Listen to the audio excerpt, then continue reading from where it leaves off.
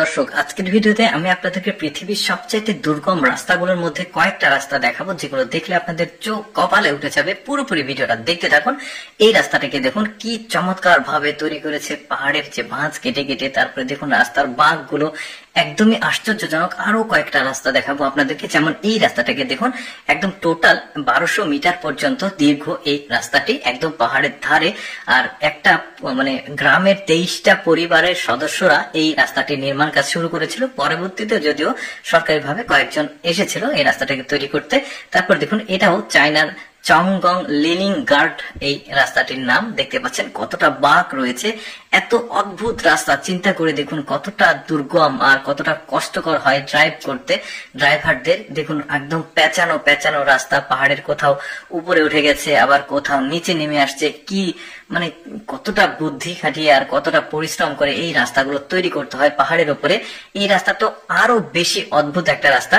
আগে বলে রাখি, এই রাস্তাতে শুধুমাত্র কার চলাচল করে, কার আর বাইক চলাচল করতে পারবে, বাট বড় হেভি ওয়েট কোনো যানবাহন চলাচল করতে পারবে না। রাস্তাটা দেখুন একদমই উপরে, সমুদ্রপৃষ্ঠ থেকে 10,000 ফুট উপরে এই পাহাড়ের উপর দিয়ে রাস্তাটাকে তৈরি করা হয়েছে। চিন্তা করে দেখুন, একবার ভালোভাবে লক্ষ্য করে দেখুন কতটা উঁচুতে এই রাস্তা একদম খাড়া ভাবে চলে গেছে।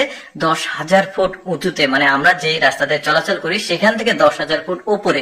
চিন্তা করে দেখুন কতটা নিচে, তাকালে অবস্থা খারাপ হয়ে যাবে। তারপরে আরেকটা অদ্ভুত একটা পাড়া দেখাই, এই পাড়াতে যাওয়ার রাস্তাটাও দেখাবো আপনাদেরকে। দেখতে পাচ্ছেন কয়েকটা বাড়ি মিলে একটা পাড়া, আর চারিদিকে সুউচ্চ বড় বড় পাহাড়। চিন্তা করে দেখুন কোথায় এসে তারা বাড়ি করেছে। আর এই জায়গাতে যাওয়ার যে রাস্তা দেখতে পাচ্ছেন একদম পেঁচানো পেঁচানো, চিকন চিকন।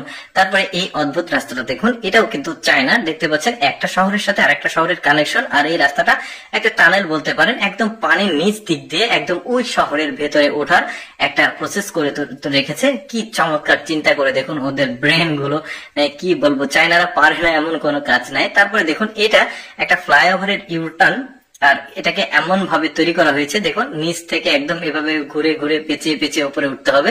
বেশ চমৎকার। তারপরে এই রাস্তাটাকে দেখুন, চিন্তা করে দেখুন পাহাড়, এটা তো আগেটা তো 10,000 ফুট উপরে ছিল, বাট এটা আরো বেশি উপরে।